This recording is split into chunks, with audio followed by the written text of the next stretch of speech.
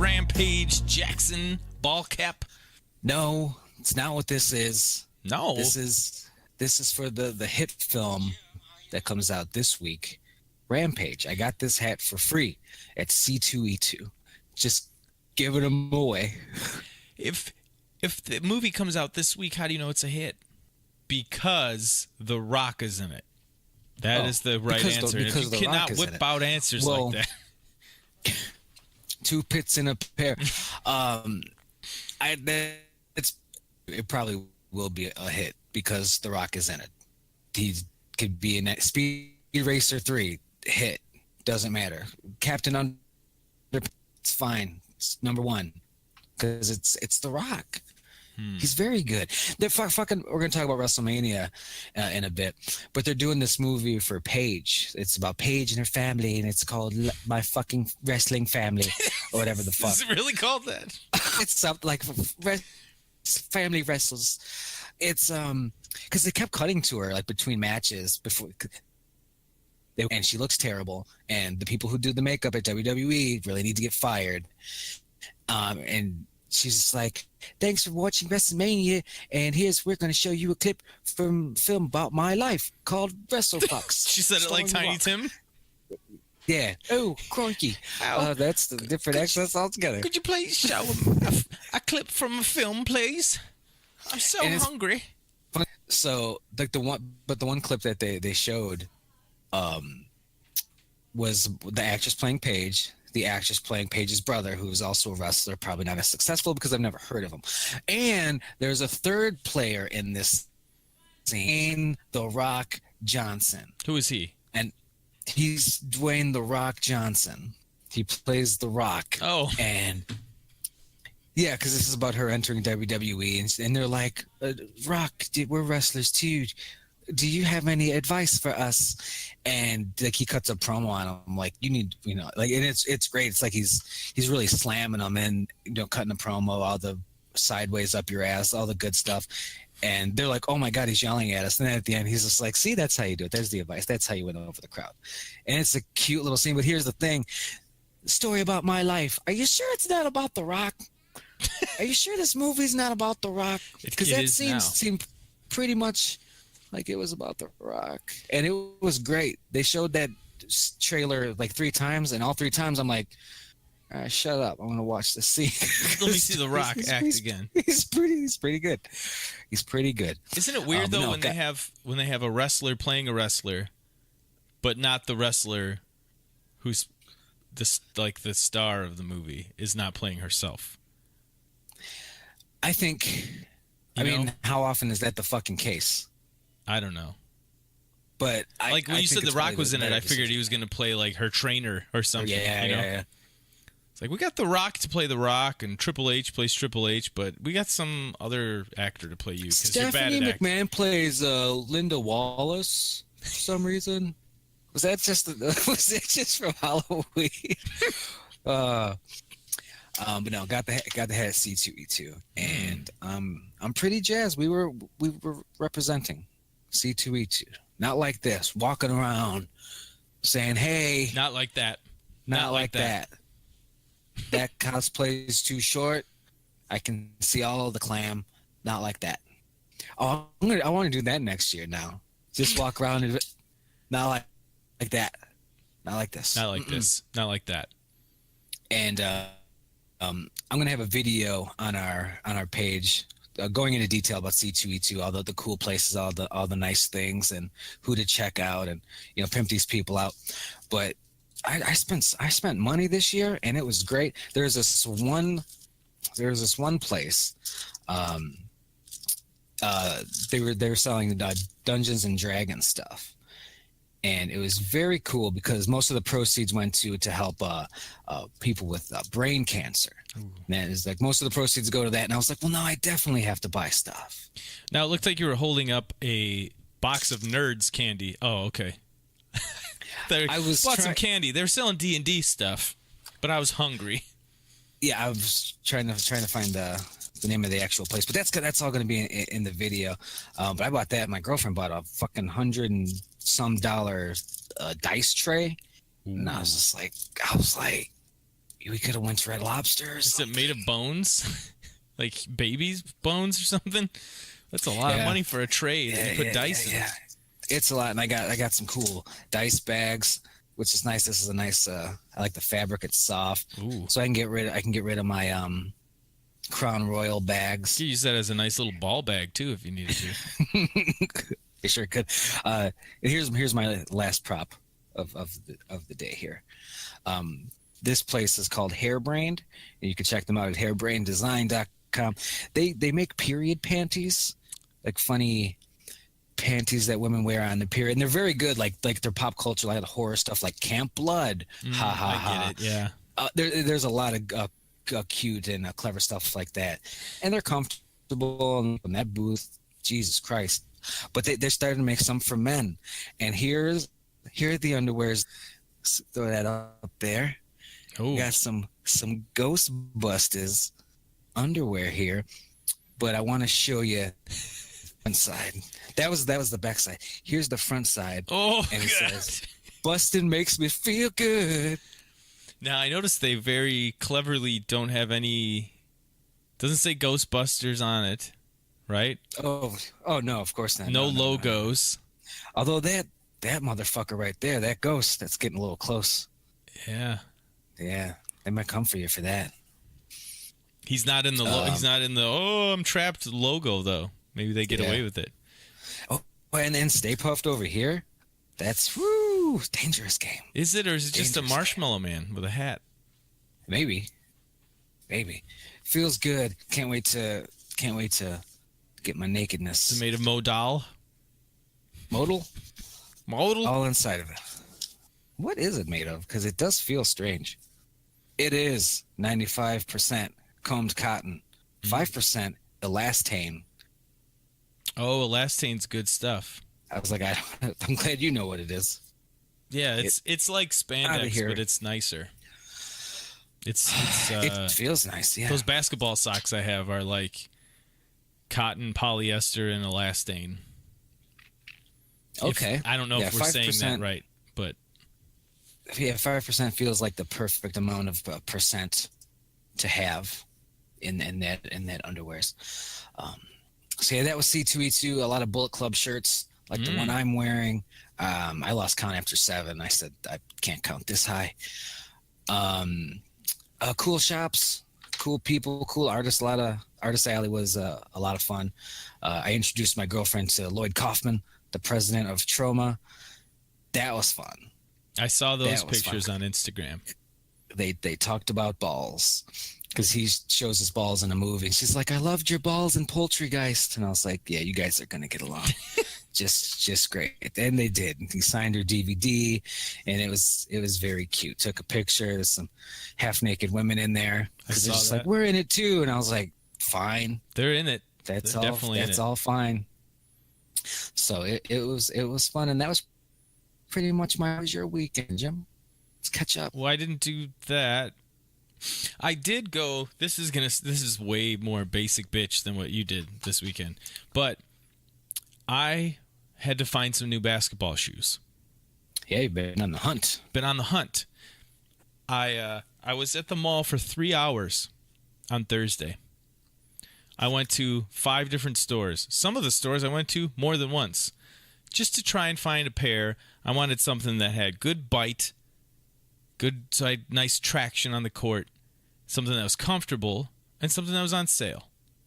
That was it. Yes. It's not like it's got to be this brand or that brand. First pair I had my eye on. They had some Steph Curry's at Finish Line. They were like $44, so they were like $80 off or something. Yeah. I'm like, okay, perfect. They don't have my size. What size are you? 10.5.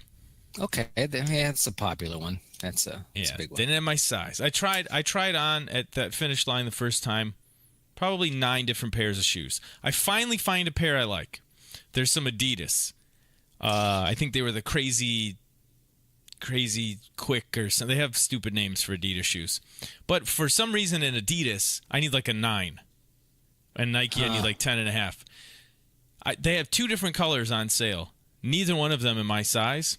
He comes back with one and opens the box. He's like, I found a 9. I'm like, cool. And I see the colors different. I'm like, I know exactly what's about to happen. I try it on and I go, perfect. This is the exact shoe I'm looking for. $74, right? He's like, oh, that color's $104. I said, no, it's not. I'm not buying those. Goodbye. Yeah. So I went to all these different stores. I bought some. I ended up settling, which I did not want to do. Oh man! No, this gets good. I settled for some shoes at Dick's Sporting Goods. They were some newer Under Armours. They're called the Heat Seekers. Okay. They were comfortable in the store. They had a nice tight fit. There's a lot of shoes now that are like mids or lows, but they don't have they're not a high top, but they're really tight around the ankle. It feels nice. But I got them home and like tried them on for a few hours, and I had like red marks across the top of my foot. They just didn't fit right. Turns out Dick's lets you return shoes, so I did that. Then if you return shoes, they give you a 15% off coupon. The kicker is, they're like, you want the money back on the card? Yeah. Put your card in. I still haven't gotten the money back yet. Like, I don't know when they're waiting to give me the money back. But I went to the Nike outlet store. Oh, yes. I went to the one that's like all outlet store. All those stores outside? Yes. That mall kind of in Michigan place? City. The Lighthouse place. Not Gurnee. I went to the one in Indiana in Michigan City. Okay. They have an Adidas outlet store too. Don't bother going there. Because when you think of Adidas basketball shoes, you think of James Harden, Damian Lillard. They had the James Hardens from 2 years ago. Like all sizes of this one style, and they had 2 pairs of the Damian Lillard shoes, and they didn't have like any other basketball shoes. The Nike outlet though was awesome. Not only are the regular shoes really good sales, they have a back wall of clearance shoes where it's like, oh, these LeBrons that are normally $140, they're $40. Really? So I got the Paul Georges. They were on sale online at another store for $90. They were $59 at the outlet store. Hey now. And they are super comfy. Super comfortable. Nice. Adidas. I hear Adidas, and I always get scared. I think Derrick Rose. Can it tear your ACL? Yeah, and I've tried them on in the store, and I've never liked them. They've never had a single shoe that I thought looked good or that felt good, and I just never gave them more than that. Under Armour, I've never even tried. I've seen them. It just looks cheap to me. I know it's a real company and everything, but it seems off-brandish to me. I've always been a Nike guy, so I just kind of stay in my lane. You should definitely go to the outlet store someday. Yeah, I've been to the one up north there, and that one I like that. I spent a lot of money there, not on basketball shoes, just casual shoes. Yeah, I'm glad you got your shoes. And it's funny you say, like, I was there for 3 hours and I was going to give you shit, and then I thought about it and I was like, oh, I was looking for my shoes for 3 years, so I can't really. And the thing is, I was at the outlet store for maybe we were there for an hour tops, and right away it was like, okay, I'm gonna look the clearance wall. You got to dig through, right? They had some. I tried on those LeBrons, not my thing. Then I went in the regular aisles to see what's on sale, and I just grabbed 4 pairs of 10.5s and sat down and tried them all on. You can't do that at like Foot Locker. It's like, do you have these in 10.5? Hold on. They come back 2 minutes later. No. What about these? Hold on. They come back. Yeah, here. Try them on. I don't like these. You take these back. And you feel like an asshole, but it's like, what are you supposed to do? Not try them on? That's right. Yeah, that's the gig. But at the outlet store, you just grab, try them on. Yeah, I like these. And then you can like wear one on each foot. You know, you can really mix and match. And the Paul Georges, they were nice. They got a nice strap in the front. Paul Georges. So you didn't get the heat sinkers. You took those back. Took them back. Still haven't got my money back, though. Paul George. Yeah, we're going to hear about that for a while. Yeah, you are. George's shoes. The PG2s, or no? Do you know what they're? No, just the Paul Georges from last year, like the older ones. Those are the ones that go on sale. So there's a couple different. Those look good. Couple different colorways. Nice. Are you looking at the blue with the silver swoosh? It's a black and blue. Yes. There's like a blue with a red strap in the front. That's the color I got. I like the strap thing.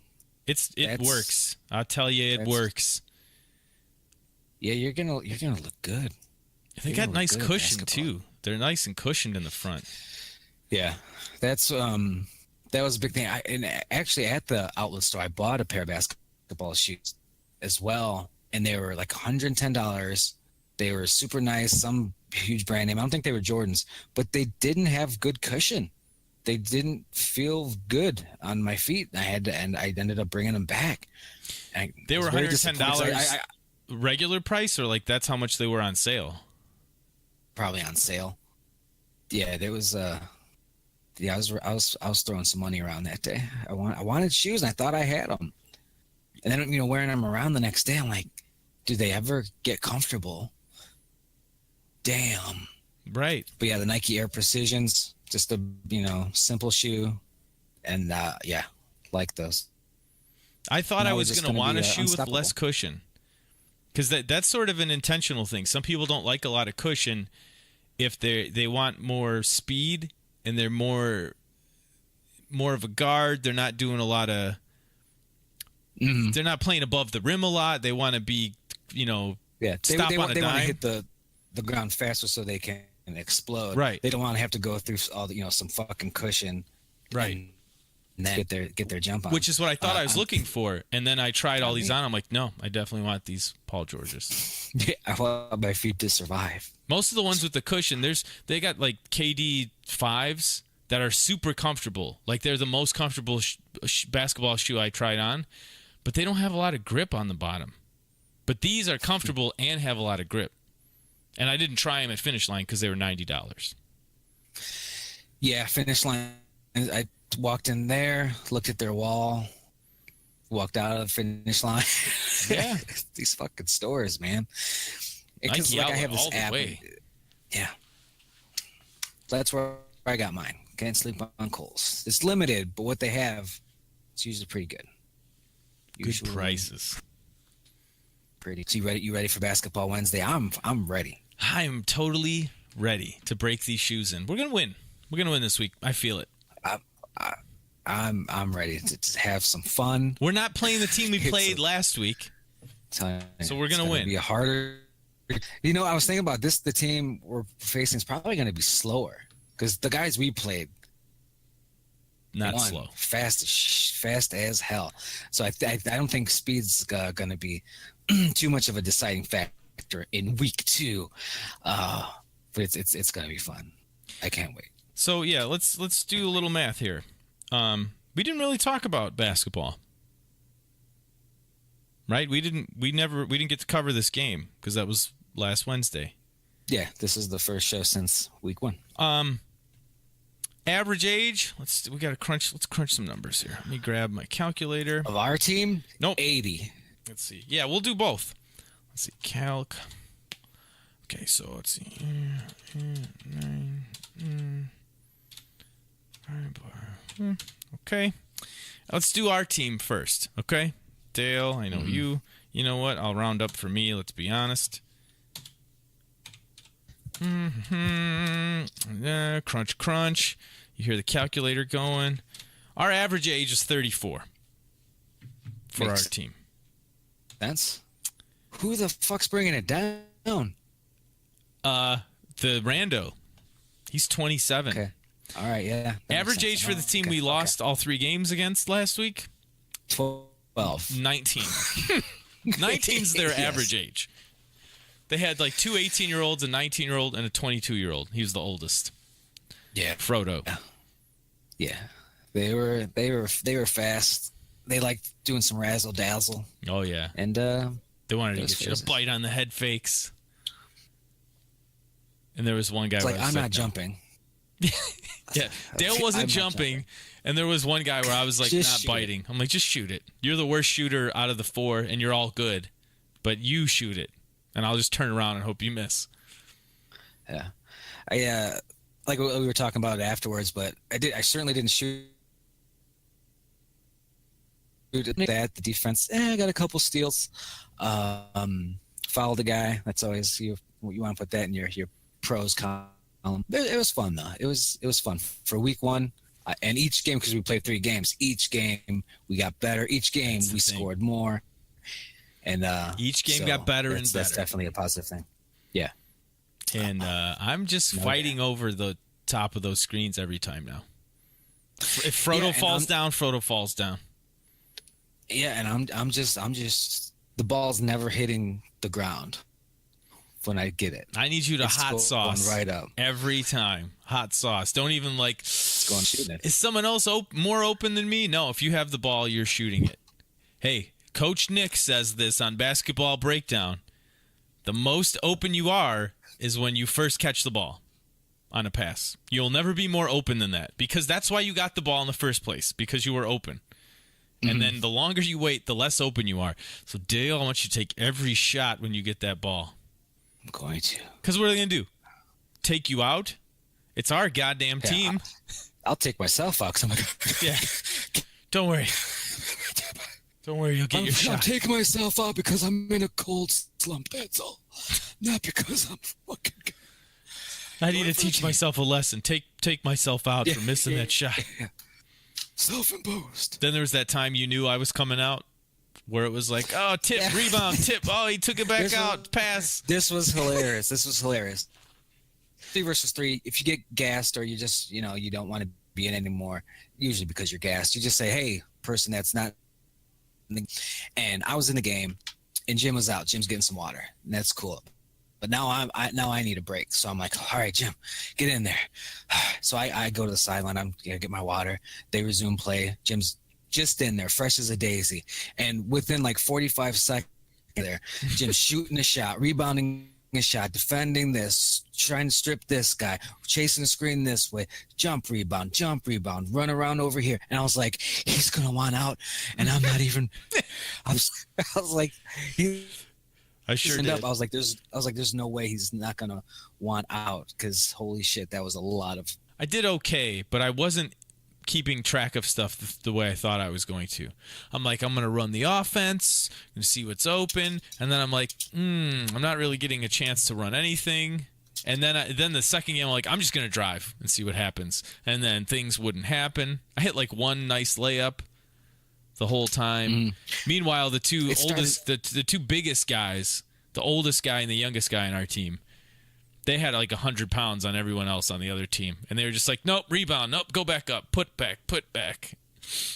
Yeah, block. Well, and the other team didn't really want to play defense anyway. They were like, just get us the ball so I can do killer crossover. Yeah, or just shoot 3.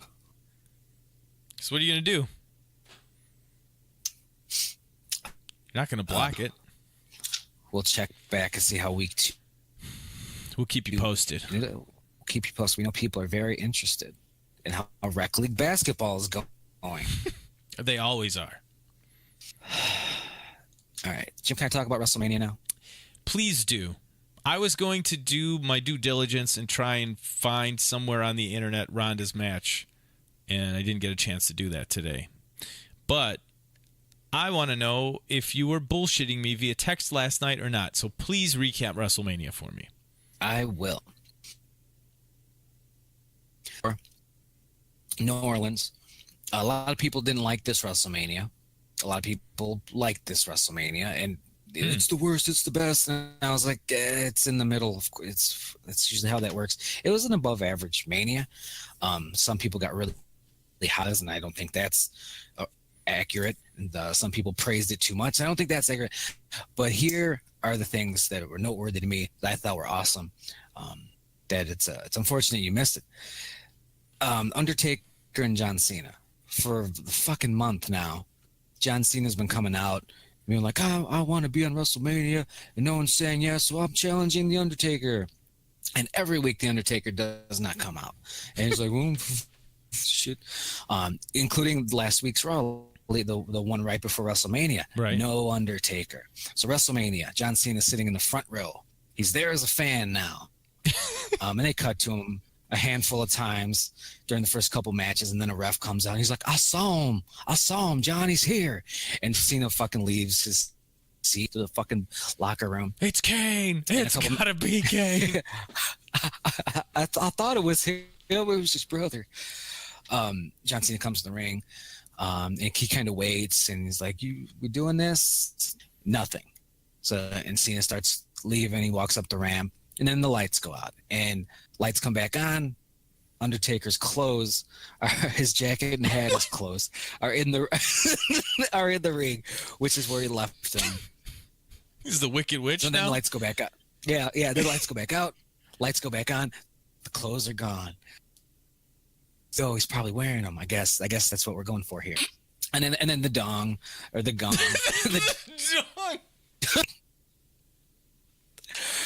It fucking, and I'll be honest, we saw what happened last year before that. The Undertaker did not look good, and you can't really tell much through an Undertaker entrance that's mostly so much lighting you can't even fucking see the guy anyway. But he looked out in the ring, and they're like, we're doing this. This match was 3 minutes long. What? This match was fucking awesome. Jim, this match was The Undertaker squashing John Cena. What? He looked good. I won't say he looked great. He's old.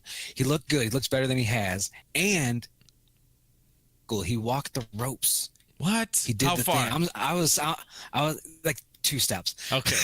But I was screaming. He gets the arm and he's going to the turnbuckle. I'm on the couch screaming, no, not like don't this. Do it. No, not like this. He's gonna fall and die.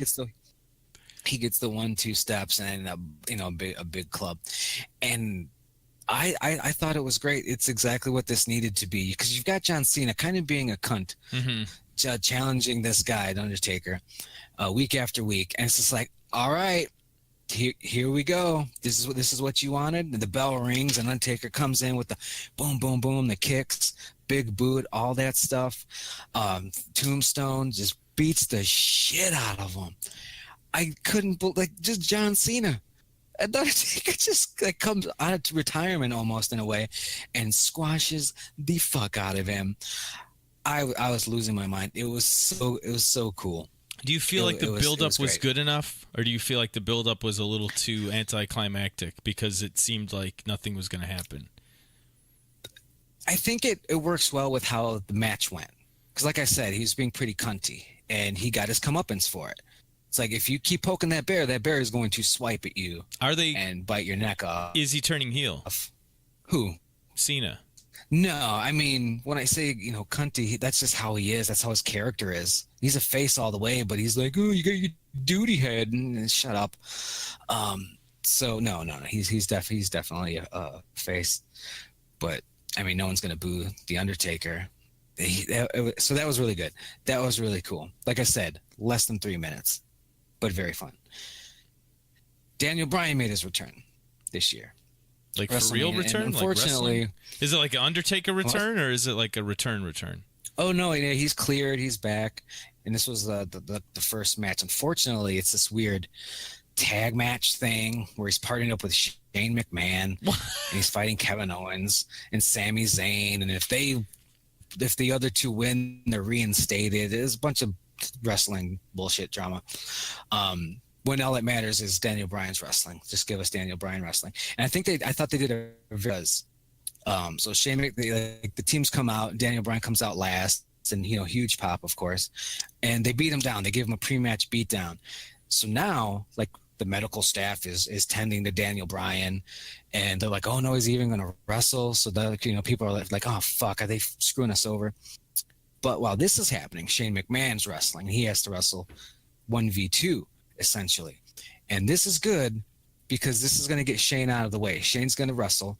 He's going to get to play wrestler. He's going to do all his little stunts that he likes to do in his punches. He's going to do punches, and then he's going to get shit canned. And then Daniel Bryan makes the save, and now it's Daniel Bryan's turn, and it's essentially a singles match now for Daniel Bryan. And I just think that was a smart way of doing it. And it's Shane play. It was a big surprise that Daniel Bryan was the other guy. Oh no! They booked it a week ago. Oh, okay. I didn't know this. Yeah, but on the way down, they gave him a little bit of beat. Look good. You know, he did his signature spots, the drop kicks, the backflip.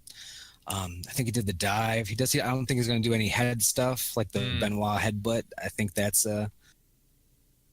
gone. Well, yeah, because he came back from like a neck thing, right? Yeah. So it's nice that he's back, and I thought they made the best out of the situation they were put in with that tag shit. I didn't think he was going to come back.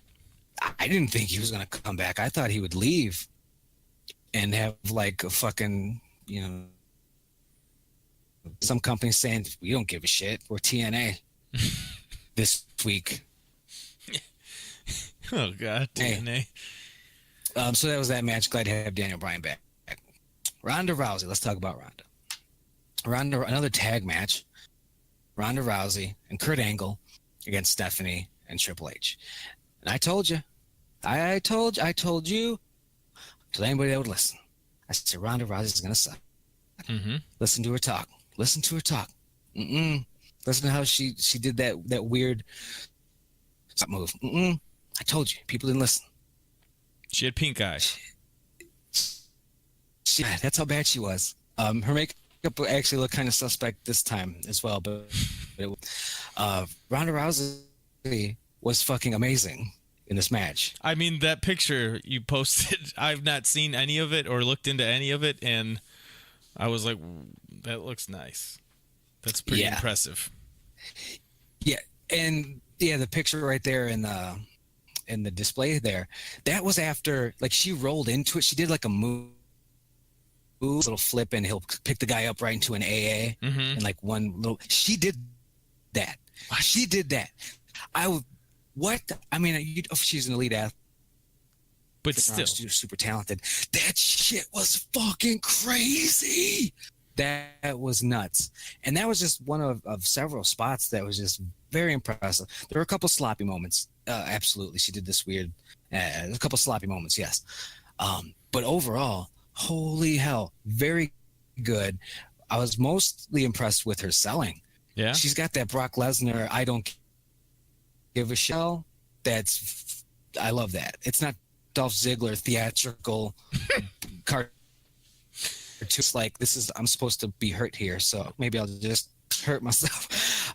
No, but like she's a very good seller. Good facials. She's just a fucking different person than when she's talking in the microphone. That was the worst mistake they ever did. Giving her letting her talk for this. If this match was our first taste of Ronda Rousey in the WWE, everybody would be talking about this. But unfortunately, we've seen her talk a little bit, and we're getting those flaws. Like, we're leading with the flaws, which is not great. But in the ring, she's a boss. She's very charismatic.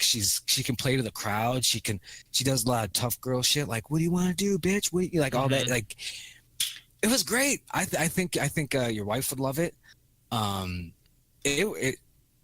hats off to Ronda Rousey. I was wrong about thinking that she was going to be the drizzling shits. Yeah, to say I was wrong, and you sort of choked a little bit. You're like, I was wrong. I was wrong. But yeah, she's going to be here for the long haul. I think it's going to be good. I think it's going to be a nice run. She had Triple H in the armbar. I think he might have tapped at one point. Is that her finisher? Yes. She tapped out Steph to win it. But yeah, she did some cool moves. She unfortunately did like that weird flippy thing that's in her moveset. That'll get tweaked over time, I'm sure. Let's edit the create a wrestler right there. Move D-pad left to something else. Very good. Triple H and Stephanie, their part in being the heel foils, setting up for them. It was match of the night just because of like the storytelling and the physicality. It was wrestling right there. That was wrestling. Yeah, how could the one you're wrong about not be match of the night? Yeah, right. So this looks promising for her, at least in the ring in the female division. Like, it's not like, oh, they're just going to throw her in there to be nice. Like, she definitely will be able to handle that part of it. Yeah, and, rough around the edges now, but over time, like, at next year's Mania, which they're talking about Charlotte Flair versus Ronda Rousey in the actual main event of the show. I mean, we'll see. That's a year away. Mm-hmm. But give her some more time. It's going to be fucking great. Smiling during her entrance, because in the ring, she's amazing. Scowl and let's go. And, did she smile during her entrance at WrestleMania? Yes. Okay. Yes. She did it again tonight.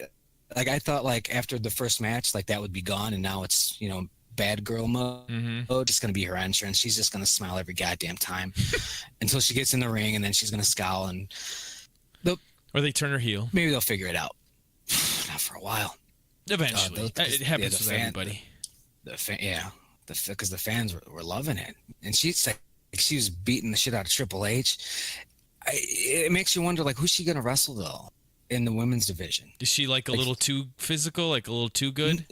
It's like it shatters kayfabe, right? Because I see a picture of her with Triple H on her back. Yeah, like what is? Yeah. It's like Alexa Bliss was the champion. It's like, yeah, she's 5'2", and that's great because wrestling's fake. But if you put her next to Ronda Rousey, Ronda's gonna have to beat her in like 2 minutes. Otherwise, come on, yeah, who you shitting here?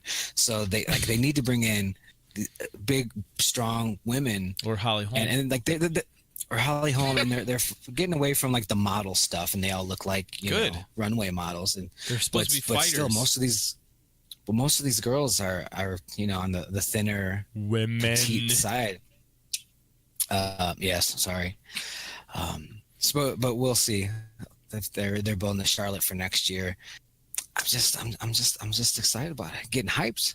Ronda Rousey's great. Who knew? I didn't. I was wrong.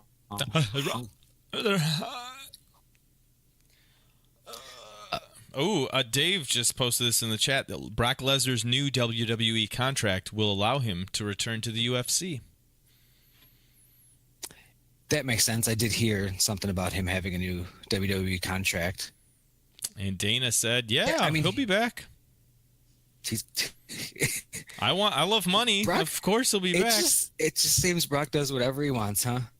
I guess. I want this, and I also want to go to there. And I'm a boxer now. Did you know that? I'm a boxer too. I mean, I think the rumor was like for UFC 200, he got like 20 million, something like that, which is for UFC money. That's ridiculous. Yeah, because didn't like Punk get 1.5? And that was, people were up in arms about that? Probably. So 20. That sounds about right. Holy hell. Yeah. He's like, well, I'm Brock Lesnar, so you want money? Well, then you're gonna have to give me some money. Let's talk about Brock then. WrestleMania. That was the main event. Brock and Roman. Okay. And you got two guys who know two moves. So you just hope that combined the match isn't. Yeah. So you just hope the match isn't over 5 minutes. The match was like 15 minutes. There's so many spears, so many Superman punches. I hate F9s, everyone's spamming finishers. It was stupid. The fans were chanting boring because it fucking was. The German suplexes were terrible. Brock Lesnar suplexes. It's his thing. It's amazing, yeah. But it's only noteworthy because Brock Lesnar wins, which kind of surprised people because of all the contract stuff. But they did the spot that they did last year at some point, where it's Brock and Randy Orton, where Brock takes off his padded UFC, his MMA gloves, and he just starts hitting the shit out of Roman Reigns in the fucking forehead. Mm-hmm. And then just like in that Randy Orton match, where he concusses the shit out of Randy Orton and busts him open extremely badly, he hits him with a couple elbows to the head. And all it took were two elbows from Brock Lesnar to Roman Reigns for Roman Reigns to bleed so fucking much that I thought he was going to die. Like Eddie Guerrero style? It was worse than Eddie Guerrero. It was worse than Eddie Guerrero. I mean, I know what you're talking about. Yeah. This was like worse. Falling out of his head. It was just like every time he exhaled, they would like. I was like, his heart is so huge, it has to pump so much blood. It's just like shooting it out of his head. Yeah, it was. And you knew it was going to be bad because he hits him, and Roman like turns over because he's going to get up at some point, and you can just see the blood just like taking over the mat, and I was like, oh, that's not good, because this happened 5 seconds ago, so that's not good. And it was brutal, and I love blood in my wrestling. I love it, especially with the big hosses. Your Brock Lesnar is like, yeah, let's go. And Roman fires back a little bit, and he goes for a move, and Brock says, "Now fuck you, F5 for the 15th time," and that's the one that gets the 1, 2, 3, whatever. But that blood, that's a bummer. I hate that. That's the one thing I can't stand about their big pay-per-views and their big main events at pay-per-views is they rely on that so much. And it's so dumb, and it ruins all the excitement for me. And they even do it in like some of the Japanese matches that are really good. Like they'll do like too many false finishes. It's just not my thing. Yeah, I get it. It's like there's other ways to do it, but especially like you said, when you got two guys that have like a very limited move set, to have that many false finishes is kind of just dopey. Beat the shit out of each other for 5 minutes. Use the tables, which they did poorly. Get stiff, get the blood, get out. Do the Undertaker Cena match. If Undertaker Cena went, I would not have been blowing it like I was 30 minutes ago. Yeah, because that would be too long, and that's what this one was. Too long. Don't do that. Yeah, I mean, for maybe people that aren't into wrestling or whatever, 15 minutes doesn't sound like a long time, but for a match with two guys that don't have a lot of moves, that's a long time. Sometimes you can watch like a 20-minute match and feel like, oh, that could have gone another 10 minutes. Like that was they told such a good story and it was so creative. But man, 15 minutes can be brutally long, even for a main event at WrestleMania. Yeah. And the blood was like right before the finish. It wasn't like at the halfway point. It was almost a bit of a waste. You didn't get to enjoy it too much? You didn't get to enjoy it too much. Unless he was bleeding so much that they just wrapped it up. I'm going to call this one. God, which that went. It was supposed to be a 25-minute match, but he was bleeding to awful. Well, thank you for those elbows. Thank you for those elbows. The only other match that I want to talk about was AJ Styles versus Shinsuke Nakamura. Mm-hmm. It was not the 5-star classic people were hoping. Now, what title is that for? SmackDown World Heavyweight Championship. So they just have two. They just have a SmackDown and a Raw title now. They have the Universal, which is Raw, and they have the World Championship, which is SmackDown. Okay. And there's a red one. Was this the red one or the black one? This is the black one. This is for the blue team.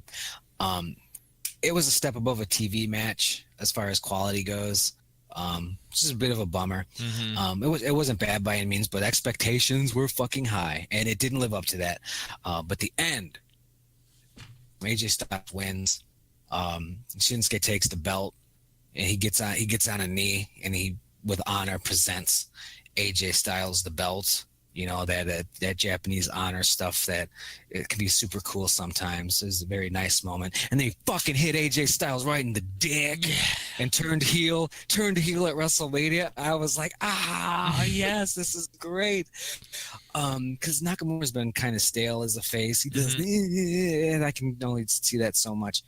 But just in the few seconds when he turned heel and he's shit talking and mocking AJ Styles, I said, this I can watch for months and months. Thank you. So it'll be interesting to see how that plays out. It'll definitely be better than face Nakamura, which they weren't really doing anything with. They surprisingly gave him this push leading up to this, but that seemed like a miracle. Who was the Japanese heel Nakamura? The Japanese fella that was a big signing a couple years ago that I don't like. They never really did anything with him. Funaki. Yeah. That was Funaki. No, that was a Hideo Itami. Yep. I think he's on 205 Live now. Yeah. Because like he was pretty. I remember everyone being super excited about that. Like, this is going to be great. He's one of the best. Kenta in Japan. Yep, Kenta. Came to NXT, got hurt a lot. Did the name change Hideo Itami. Got hurt a lot. They just kind of called him up to 205 Live, which is part of the main roster. And that's where he lives now. On that show, nobody watches. So he had injury problems. That doesn't help. Yeah, I mean, he was kind of old when he came over. Then the injuries, and it almost seems like a courtesy what they're doing right now. And then Prince Devitt, what's his name? Finn Balor. He's a main roster boy. He's on the main card. I just hear like those guys that get signed from the indies or from Japan, and people get excited, and then I don't like. Shinsuke was like the first one I recall being in this sort of a big match. Yeah. Well, I mean, Kevin Owens was an indie guy. Yeah, AJ essentially right, true. An indie guy. I guess more the smaller Japanese guys. Like Kevin Owens isn't tall, but he's a bigger dude. He's a chunk. He's a chunky man. You want to put it that way? He's a chunky sir. So you're talking about Ronda, and she looks good in that outfit. God, there's like booty shorts and showing the midriff, and I was like, this is great. Ronda, I'm so sorry for doubting you. We're talking Ronda, talking Brock, talking MMA, UFC. We got to talk about CM Punk. Because they announced the second opponent. We didn't talk about this last week, did we? I don't think we didn't because we didn't know who it was yet. Okay. Well, they announced it's going to be Mike the Truth Jackson, who I believe also has an 0-1 record. So there you go. Look, if you can't beat this guy, we need to think things over. Like he's so low on the, because like Mickey Gall, like that was his first professional fight. No, it was his like first UFC. I want to say it was his second or third fight professionally in his first UFC fight or something like that, or maybe it was like his second UFC fight and his third professional fight. I don't remember. So they were like, get a guy that has more matches. Make sure those matches are losses. And, like, are they trying to feed him? Like, it really seems like they're helping Punk out with this. And I'll take it for whatever, but his style works well with what CM Punk does or thinks he can do. So I'm just I'm curious, trying to help him out. Okay, so Mickey Gall called this guy out and beat him, and then beat CM Punk. So this is the guy that Mickey Gall beat, and then said, "I want to fight CM Punk." Okay. I almost said wrestle. So Punk's work, he's going backwards. Right. Hey, you got to go through this guy to get to me. Oh, I'm fighting that guy? Okay. Oh, Who does that guy get to fight if he gets through me now? I don't know. I just hope this Mike the Truth is charismatic and talks some shit, because that was fun with the Gall stuff, because Gall was just like, yeah, I'm just gonna tap you. Yeah, he's like, I'm gonna murder him. Who the fuck are you? Yeah, like that was good stuff.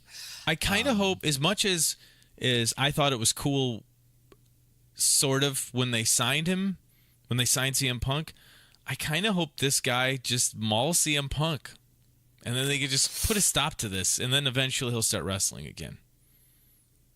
Yeah, because where does he go from here? Let's say he beats Mike the Truth Johnson or whatever. Let's say he does this. He beats this guy. Then he's 1-1. Then what? The UFC is not really filled with CM Punks and Mike the Truths. I think he would leave. I think he would take the wash. I'm even. I'm leaving. I get. Get even. Get leaving. I'm leaving. I think he would. It was a dream. I lived it out. I got rocked in my first go. But I tried hard. I tried hard. I went back and I trained. I won my next one.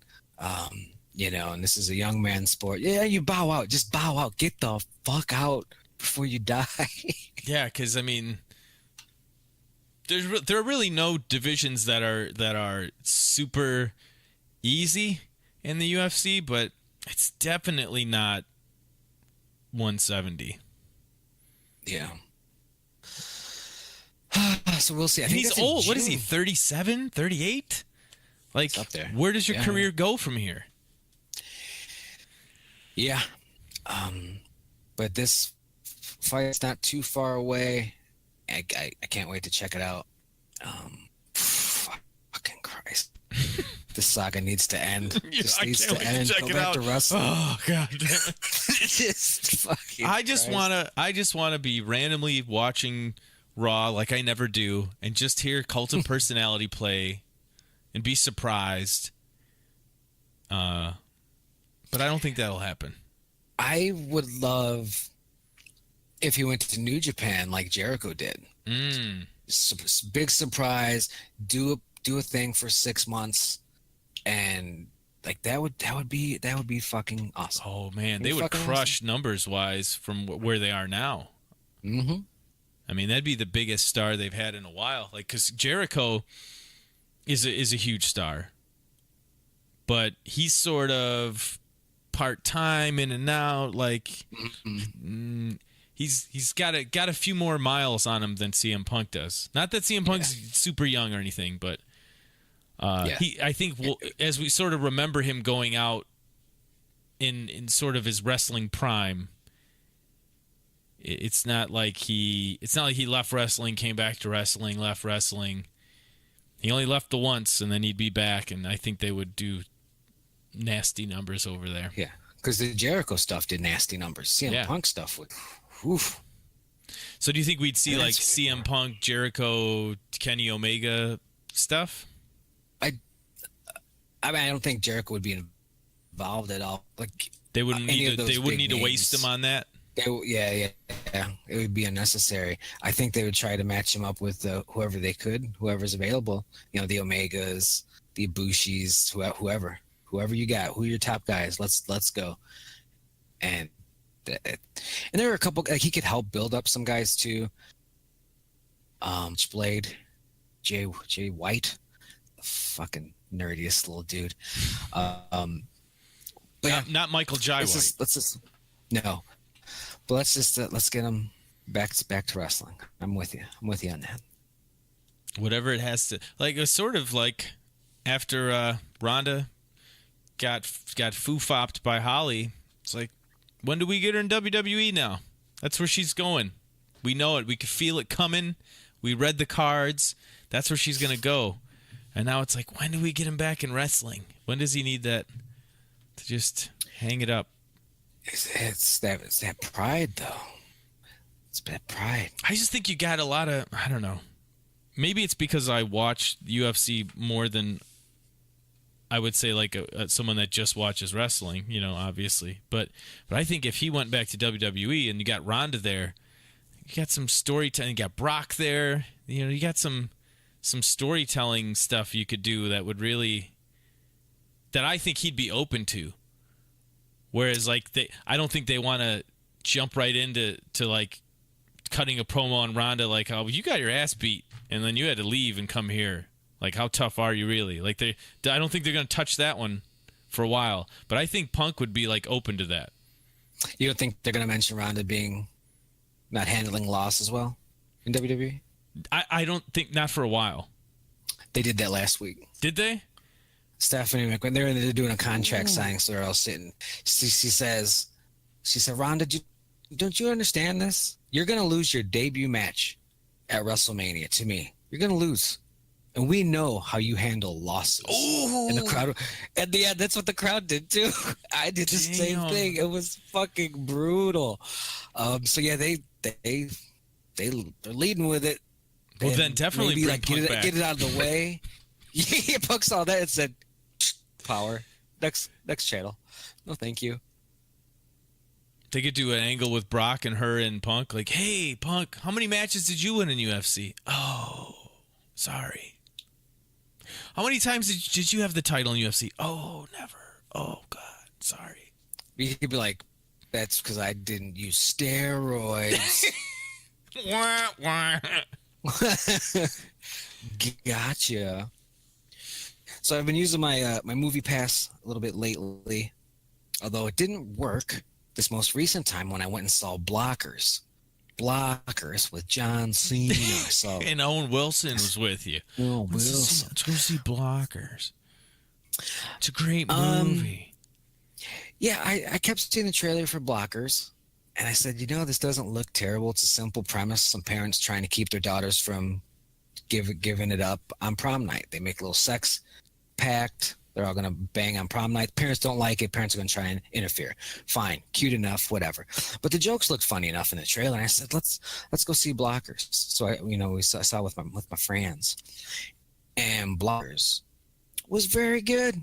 Really? Blockers was funny. This John Cena vehicle. I mean, it's a little bit of an ensemble cast, but John Cena fucking crushed it. He was hilarious as this like kind of uptight, straight-laced dad. He was great. Did they make him be the dumbest one? No, okay, he wasn't dumb. He was Boy Scout, but he wasn't dumb. Because that's like the low-hanging fruit. Like, let's make the big meathead guy be the dumb one. Yeah, he was more of an innocent Okay. that would sometimes get bamboozled. That was about it. But yeah, it was joke heavy.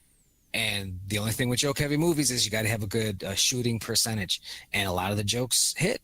So that's a success. The plot was what it was. Simple, straightforward.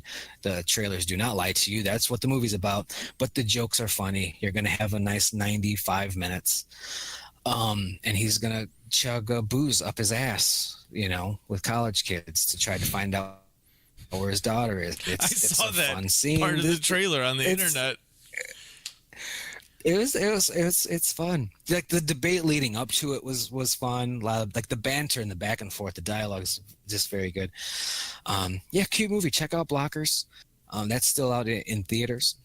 I know our buddy Dave, he texted me and said he's like, should I see Blockers or A Quiet Place, which is also out. Now I haven't seen A Quiet Place. It's a horror movie that's out right now, but it's supposed to be very fucking good.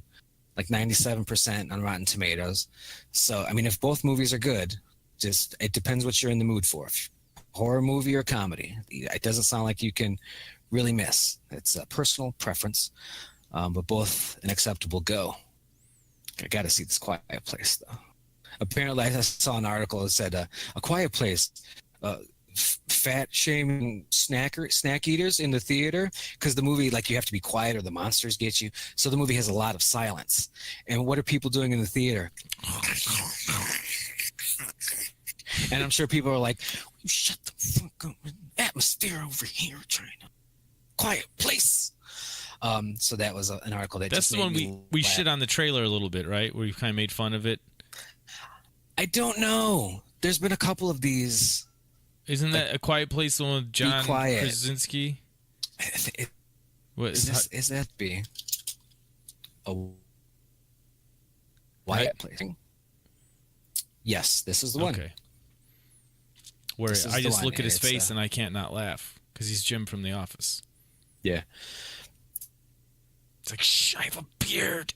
Do you see how serious this is? I grew it out. The other movie I saw recently was Game Night. Boy, I heard that was funny. Was it good? Did you hear that from me? No, because it's fucking funny. I didn't hear. Oh, we got him. Yeah, no, Game Night. These movies, like you see the trailer, and you're like, okay, they're doing a game night, and they're supposed to bring in some people to kidnap them, and it's like a company that does it. But oh no, it's a real kidnapping, and shenanigans take place. That is the movie. Yes, that 100% is the movie. But once again, it's joke heavy, and they all hit. Well, not all of them, but it's a high percentage. And with the movie, just like Blockers, it's just fun. It's just Jason Bateman being charming, John Cena being charming, all these comedic actors doing what they do. The writing in both movies is great. If you're going to be a comedy, you have to be funny. They're funny. That's it. problem solved. The game over. Seems simple enough. Game night's good. Comedy, be funny. But yeah, game night was fucking hilarious. It has super cool opening intro with title credits.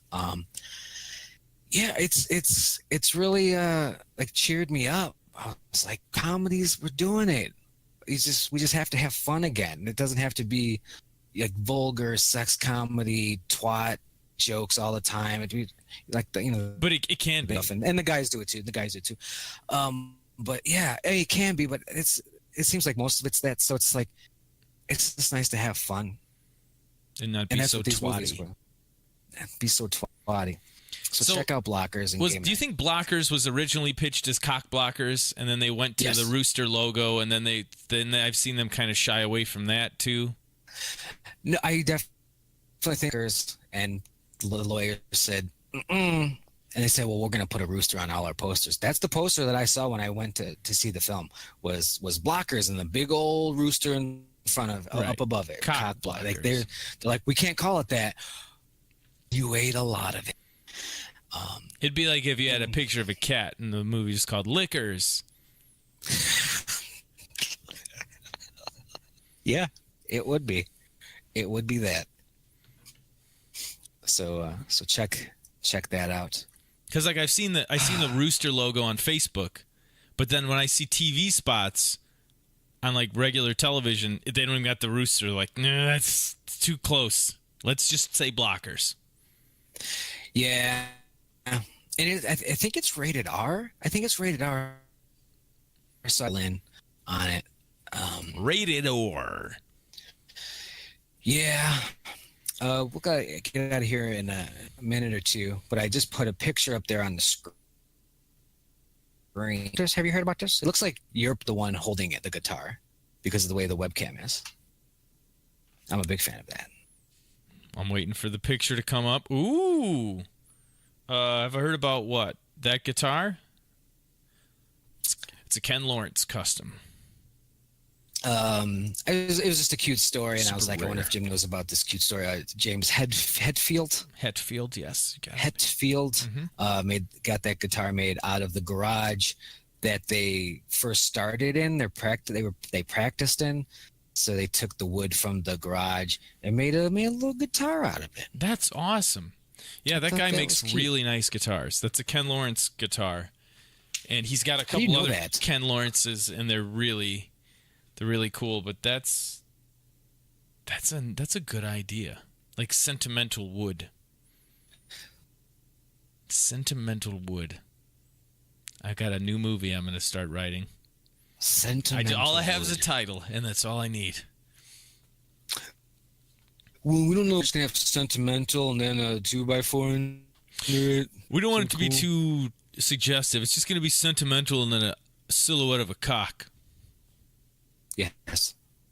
How do you know that's a Ken Lawrence? Just because of the headstock design and the inlay work and stuff. But that headstock design, that's the Ken Lawrence headstock for sure. And it says it in the corner? No, it doesn't. I just know my shit. Oh. I just know my guitar shit. You have to get on a list to get one of his goddamn guitars. Jesus. Yeah. Do they go for a ridiculous price? Some of them do. Is that how it works? I mean, like the cheap ones go for more than you and I would like to spend on a guitar. Like $4,000-$5,000. Because it's like, the guy didn't want it anymore. So it's like not custom. It's what he wanted custom. So I'll give you a deal. It's $5,000. Like, oh, geez, thanks. But some of them go for tens of thousands of dollars. Jesus Christ. And it's mostly James Hetfield's fault. That Ken Lawrence had been making customs for a long time, but then as soon as he started playing one, that's when everyone was like, hold up, what is that? What's he got there? Hold up. Wait. Sentimental wood. Sentimental wood. Any plugs, Jim? Reminds me of the golden years. What was it? What was that thing? Golden something. You had me guess what it was. Golden Summer. I don't remember. The Golden Lovers? The Golden Lovers. The Golden Lovers. No plugs. I'm at the note carding stage, though. Cracking away at the note carding stage for the ride share. Cool. Songs, working on them songs, them beats, fresh beats. Still got the 3 beats that I'm tooling through. And then I'm helping someone start up a YouTube channel. So that's going to be coming out soon. Okay. Is that what that person we talked about a little bit Wednesday, or is that something new?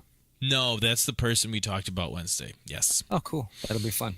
Yeah, yes. I had a feeling that's where that was might lead. That'll be good, though. And some T-shirt designs. I'm going to be doing some custom T-shirts soon. Yeah. You can buy all your T-shirts at Sentimental Wood. I'll take poles, and I'll get the Golden Lovers T-shirts. Golden Lovers. So sometimes I write screenplays that get made into real life feature films. Oh, thanks. And that was more a shot at me. Okay. So many don't. But I've got one coming out next week in a limited theatrical run, a road show of sorts, hitting select cities. The film is called Every 21 Seconds, and it's based on a book by author Brian Sweeney, and it's his story of battling traumatic brain injury. It's a nice story about families overcoming tragedy, beginning a new frightening chapter of your life, and living with a traumatic brain injury. Someone suffers a TBI every 21 seconds, thus the name of the film and the book. Emagine Theaters in Frankfort, Illinois is the first theater to show the movie, April 13th to April 19th. That's right by me, Emagine Theaters in Frankfort. So if you live in Chicagoland area, hey, go to Emagine Theaters in Frankfort this week from April 13th to the 19th. See Every 21 Seconds. Every day. All of those days. Every fucking day. I might see you there, and it'll be nice. It's nice to step away from Halloween, you know. Dale will be signing copies of Halloween. No, yes, just son of a bitch. From Walmart. Yeah. Oh no. I wish. Oh, every time I walk into Walmart, I go, oh, what could have been? Oh, could have been right there. Right there. Next to Bloodsport 12. Damn. So, those are our plugs. Check out the Kenny Lawrence guitars and go C2E2 Kenny video. Lawrence. C2E2 video coming up in a couple days, showcasing some of the cool creators and artists and exhibitors from that this year. And yeah, this was episode 14. Thanks for listening. I'm James Hetfield. I'm a garage.